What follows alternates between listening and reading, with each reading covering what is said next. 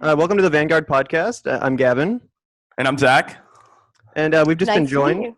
Yeah, nice to meet you too. We've just been joined by a progressive candidate for Wisconsin State Senate to represent District 23. You're 26. Nada and 26. Sorry, election is tomorrow. Is that correct? It is tomorrow. Wow. On the 11th. Yeah, So things are probably getting pretty heated then. they are. It's a crazy time. We've been at this since December, so Wow. it's literally the final less than 36 hours. And are you feeling like optimistic about your chances, or is there another like pretty strong competitor? What's the state of the race?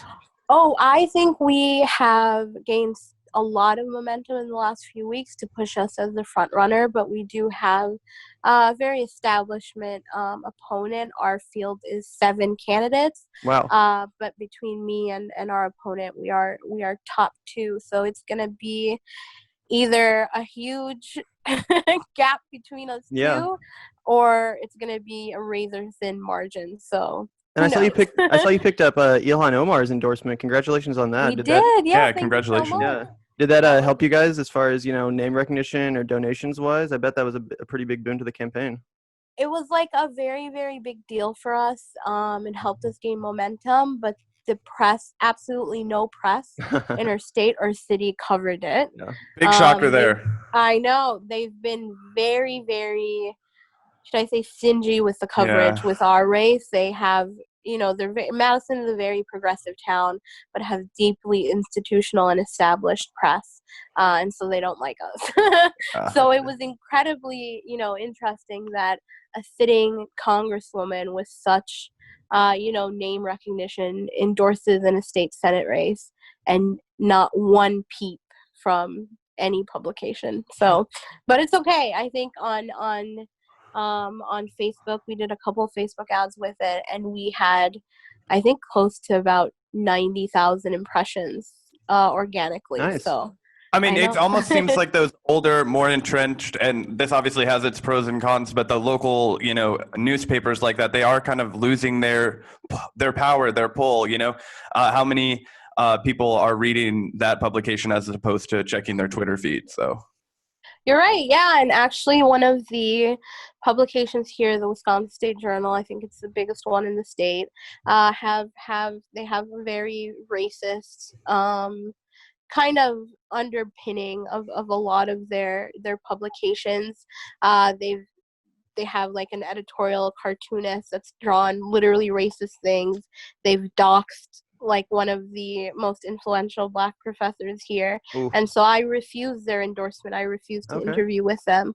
And so for me, kind of, I see a continuation of the problems in politics, continuing in the press. Yeah. And so it's been pretty crazy to kind of reject that status quo and not interact with that specific publication. Yeah. Well, it seems like that's kind of like the, modus operandi of your campaign and of a lot of, progressive campaigns recently, kind of totally bucking the establishment orthodoxy, refusing traditional methods of campaign finance with corporate PAC money and stuff. And, recently it's been paying off. We've seen progressives winning across the country. Cori Bush recently in our own state of Missouri won. Marquita Bradshaw just won her primary in Tennessee. Mike Siegel a while back in Texas, and Jamal Bowman in New York City. Do these victories, do they give you optimism for your own race? And do you think that, and also the activist energy on the streets is part of the reason why we're seeing some renewed enthusiasm for progressive candidates and policy? Oh, yeah, for sure. I think that a lot of candidates like AOC and Bernie and Ilhan and Ayanna Pressley really showed that we can stand up to the institution, to the status quo, and kind of bring in a progressive left politics that really speaks and connects with the working class. And so for me, what I see in Wisconsin is that necessity to really say, the institution isn't working, and we are going to be brave enough to stand up to it. And one of us obviously isn't powerful enough to counteract its harm, but if we all join together as a movement, as a working class movement, we can win. And we saw that with the wins last week. And I think it's historic. And so kind of looking at these these masters of a broken system as not necessarily a barrier, but something to really stand up against and to motivate our own bases. I think is what we're seeing right now. And every election before ours, every election I think happening now is just moving the needle a little bit left and making it a little bit easier for the progressive candidates of working class backgrounds that come after. One of the things I wanted to ask you about is obviously you have a background in the Black Lives Matter movement, and we've seen such a tremendous activist energy, people flooding into the streets. And I wanted to ask you about what you've witnessed in your own state and your own district. I'm not terribly familiar with Madison, but I know that Milwaukee is one of the most segregated states or cities in the country. I wondered, deeply entrenched racial patterns there. I imagine that's similarly reflected in Madison, and I just wondered if you could speak to the, movement that's happening on the ground there and what's going on, and provide us a little bit of insight. Yeah, so a little bit of background. Milwaukee is, I believe, the most segregated city. Wisconsin is the most segregated state. And this state incarcerates the most Black men in the entire country, and it is the worst place to raise a Black child in America. And so, interestingly enough, Madison is about 98% Democratic, and kind of, has this badge of the most progressive hub in the Midwest, when truly there is an incredible separation between the elitist influential class in terms of race, and huge inequities between the working class and people of color. And so systemic racism and systematic racism are incredibly entrenched in our political system.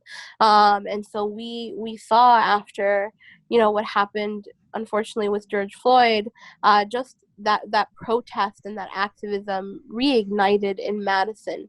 And something that I saw in 2014 happened again, which was a lot of protest that said kind of,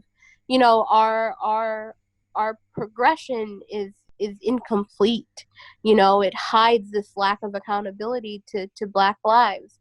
And I think a lot of liberal Democrats in our state hide behind Republican obstructionism because we are the state of Scott Walker, and they hide their lack of initiative and their lack of anti-racism, active anti-racism behind, Republicans won't let us do this. And so, our protests got violent. They got very loud, and it really scared progressives incredibly.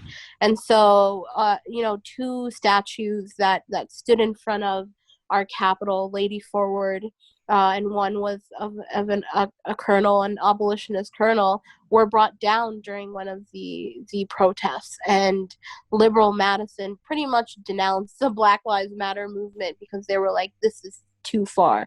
And so I said, can I swear on here? I said, oh yeah, you say whatever the fuck you want to. Fuck your statues on Twitter, and it turned the world upside down.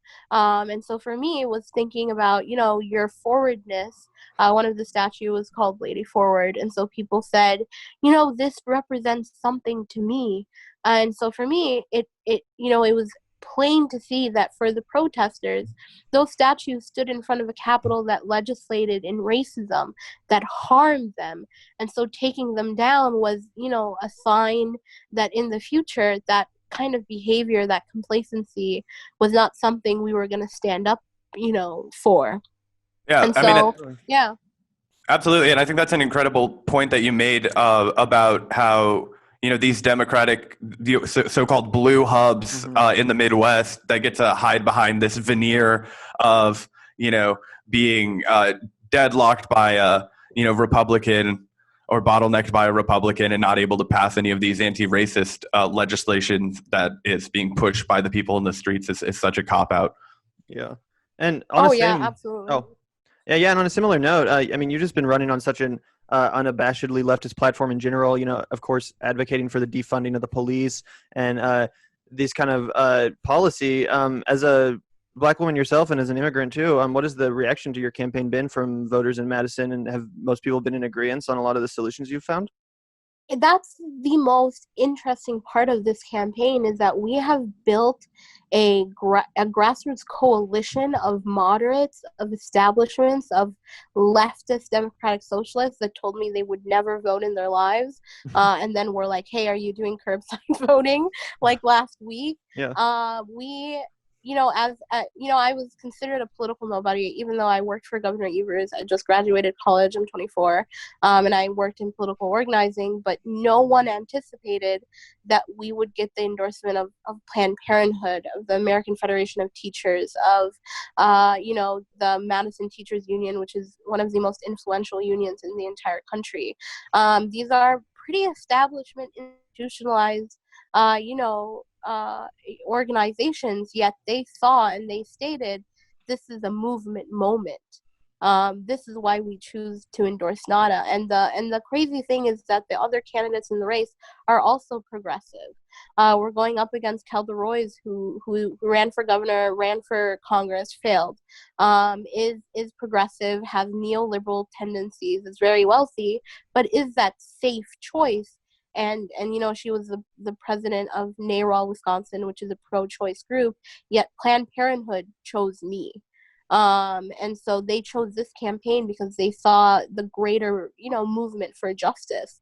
And so as a democratic socialist, as a socialist, seeing that our politics has been, accepted very widely, not only by the grassroots working class people of Madison, but by deeply embedded institutions, has been incredibly hopeful, and has been incredibly inspiring, because people see, in this current moment, that is what we need. So it's been crazy. Nada, as somebody who identifies as a socialist and somebody who's relatively open with that label, I wanted to ask you about the recently announced People's Party convention. It's going to featuring speakers like Senator Nina Turner, Dr. Cornel West, political comedian Jimmy Dore, and I think a few other interesting, sort of uncompromising leftists. And as a young lefty yourself, Gavin and I are 22, you're 24. We've seen the Democratic Party become the party of everyone, right? Dick Cheney, George Bush, Bernie Sanders, making it sort of a non-party is something that Gavin and I have talked about a lot on the podcast. I'm just wondering, if a People's Party did emerge, would you see yourself diverting from the Democratic Party in races, and if it became politically viable, would you consider joining a People's Party? I mean, I would consider joining a party that truly understood the value in representation, in intersectionality, and in denouncing neoliberalism and denouncing capitalism as incredibly harmful in places. And I think that I've had my own struggles with the Democratic Party, right? I didn't see myself reflected in it. I saw it, complicit and complacent in these issues that affected my life as a Black woman. And I saw that our presence was just a tokenization. And so I think that if the Democratic Party doesn't evolve, doesn't reimagine what it is, and really start looking at, who it represents and what issues, it should not compromise on, then a People's Party, or a party that is incredibly progressive and is rooted in democratic socialism, is going to be an alternative not just me and you gravitate towards, but the entire country. I'm hopeful that the Democratic Party is changing, and I think that comes with people like me that say, you know what, you haven't served me, but I'm going to reclaim it for the time being and really better it. And so I'm excited for the future, because I think reality has a very distinctive progressive bias, and I think we're moving left, and left is, the standard, I think, for morality, and reflects reality and what we need. And I'd hope that the Democratic Party moves with us. Yeah, I mean, especially in times of a pandemic, it just seems so obvious that these are the positions that are not just the morally correct positions, but also the, politically correct positions. It seems insane that neither party is really taking up the mantle of, demanding Medicare for all despite its increasing popularity, or demanding a UBI despite the financial crisis we find ourselves in. When it comes to Democrats and Republicans, have you noticed a shift in the public or the population of your own community as far as the presidential race coming up, as far as the pandemic? Have people been kind of reconsidering their politics in this new age of the pandemic, where we really find ourselves needing government intervention, and this whole notion of small government and austerity just is proving to be a completely unviable and cruel philosophy? Well, in Madison, since we're such a progressive hub, I can't statistically point to anything, but in Wisconsin as a whole, this past Supreme Court race kind of, alludes to a shift. I don't know if anyone knows about the state of republicanism in our state, but it is very hard for a progressive Supreme Court justice to win in Wisconsin against someone who is like blatantly racist and homophobic and like just, has tendencies to kind of emulate alt-right statements. And so in April, Supreme Court Justice now, Jill Krofsky, who's progressive, beat Danielle Kelly, who was an incumbent Supreme Court justice, and just someone that is very I can't pronounce that word. It's been too long of a campaign, but who deeply reflects the rooted republicanism and the very worst parts of it. And she outs him in a very, very, great race during a pandemic. And so that was, I think, a direct reaction of the Republican leadership deciding to hold the election during COVID. And many people around the state were very outraged at the lack of service, the lack I of remember that, kind yeah. of, so it was crazy. And I think that people finally realized that Voss and Fitzgerald's GOP assembly speaker and senator were really just not in it for anyone but themselves, and had policies that harmed the people of Wisconsin and their constituencies more so than helped them. And so I think that shaped that race. And I think going forward, we would have, some standing to say that Republicanism is losing its appeal. And I think that's why they're really trying to, solidify their power by gerrymandering us even more. So it'll be interesting to see. Yeah, I think that's reflected even more so in what's occurring at the federal level right now. Congress sort of stalled out on the continued stimulus relief, and instead Trump started signing executive orders, continuing the unemployment benefit, this time with $400 instead of $600, and another executive order, or I guess another part of that executive order, which essentially eliminates the payroll tax for people making less than a certain amount. I think it's $400 or $4,000 a pay period. Which will certainly put extra money in Americans' pockets, but it's also divesting that money from Social Security, Medicaid, things that payroll taxes typically cover. I just wondered what your reaction to that was, and do you think it's going to be a net positive or negative for the people in your district? Well, I think I have the background of being an immigrant from Sudan, Africa, which is a third world country. And so I sit here in America and I'm like, we are the richest nation in the world. Yet here we are pretending that we can't, help our own constituencies. And I think what stuff like this shows is that there, I used to think that our safety nets were just broken. And then I realized that there are no safety nets for anyone who is in a rich, corporation. And so I'm hopeful that people are seeing this, especially during this time, because it's right in front of them. Unemployment doesn't discriminate between race. It doesn't discriminate between political parties. Obviously it discriminates between class, but people are seeing that the government as is not working for them. And so I'm hopeful that we'll see a reclamation, of our own politics, that people, vote against Trump in November, and that we're hopefully instilling something better or installing something better to that. So Yeah.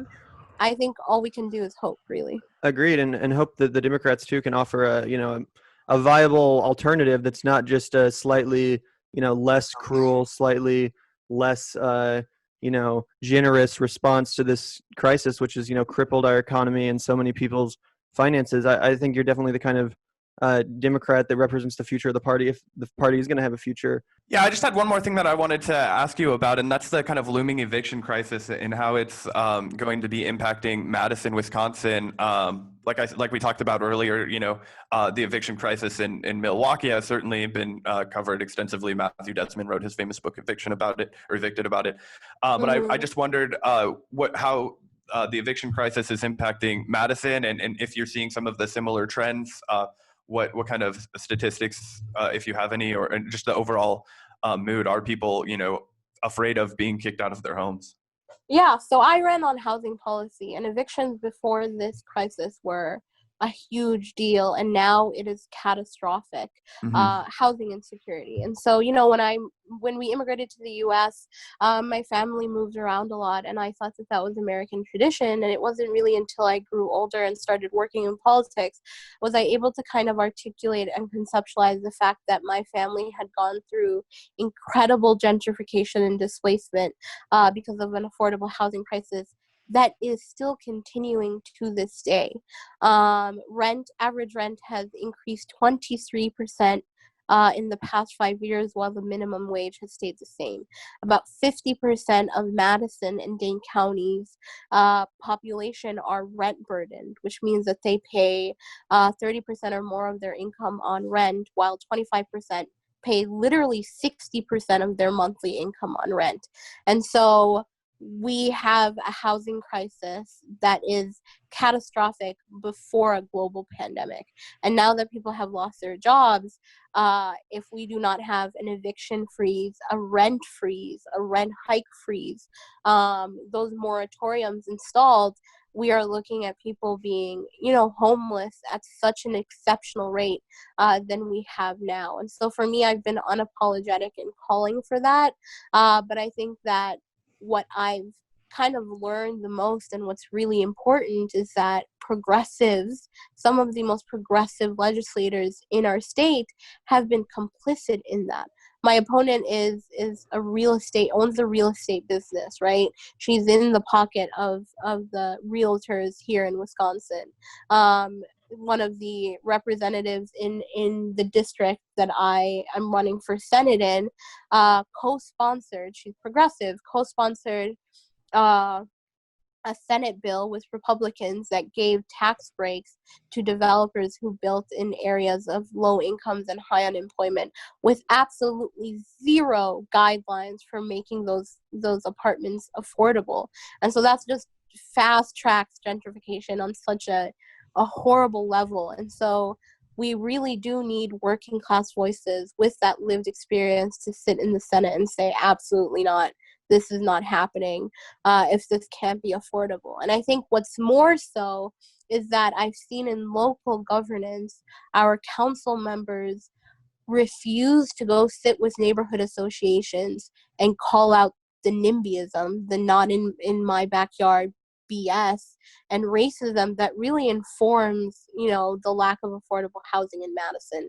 So I truly see myself as someone being able to bridge that conversation to say that there are actually developers who want to build affordable housing here that already have the plans and money, but literal racist people are blocking it. And so there's a lot of work to do, and I think the faster that we can get on this, the better. I plan on as soon as tomorrow happens and we win, we're going to have a couple of conversations with the governor and the Senate majority leader about, how loud they have to be in this current moment. Well, Nada, we love to hear that. Certainly. Where can people go to support you if they want to know more about your campaign and help get you across the finish line? Awesome. Well, they can go to nada4wisconsin.com to check out our platform, get involved with a couple phone banks, and whoever has a dime to spare would help us so much. So visit that if you'd like to get involved. Yeah. Awesome. Thank you so much for taking the time to chat with us today. It was awesome. Thank you so much, Gavin and Zach. I appreciate you. Yeah, No thanks problem. so Have much, a good Nada. one. You're running a great campaign, and we wish you the best of luck tomorrow. Thank you.